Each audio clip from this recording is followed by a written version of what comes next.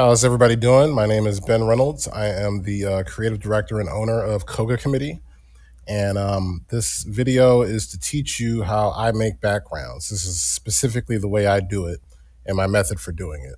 So I feel like your background should match the style of your characters on screen. And when I say that, what I mean is that like when you draw your character, you're not trying to like reproduce real life. You're not trying to like draw a photorealistic person. You have a stylized character.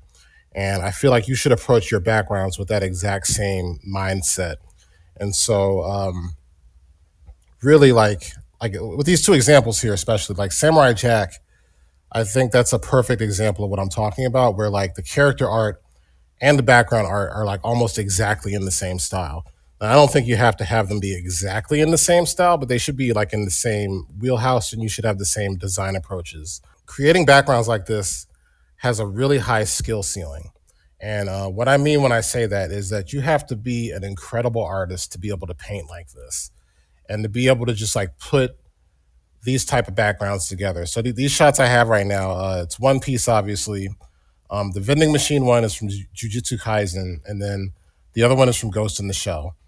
You have to have like a very high level of talent to be able to paint these, and it's super time consuming, and it's just it doesn't fit what I need to do. My influences come from a very specific point. It's from television animation, from the early 2000s, and I guess more specifically like action cartoons that are anime influenced.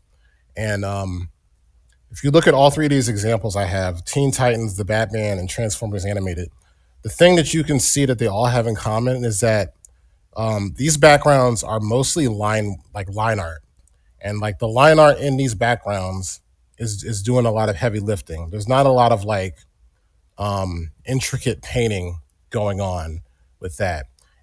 This is really just like a good drawing on perspective, sort of the same way you would approach drawing this character. Like it's pretty much entirely dependent on the line art. And it's also got a limited color palette. So even in this still right here, the color palette is like brown, gray, and like a little bit of green, I think. And then like the sky color. But you know, there's no real detail work and like individually painting these assets. My personal goals, like I said, I'm not trying to imitate real life. I'm not trying to make a photorealistic background. I want abstraction. I want it to look like a drawing. I want when you look at this, I want you to know it's a drawing. So in all three of these examples, nothing about these examples is realistic, what you would call realistic. But they're very simplified and they're very dependent on the shapes and the shadows. Also, like I really like the black shadows. But even in the bottom right here, that's Global Astroliner. If you look that up on YouTube, like the way these buildings are like very abstracted and they're like stacked on top of each other, and like it's almost to the point where you can barely make out what's happening, but it reads as buildings. I'm going to do a live demonstration of how I made this background, which incorporates a lot of the elements I just talked about.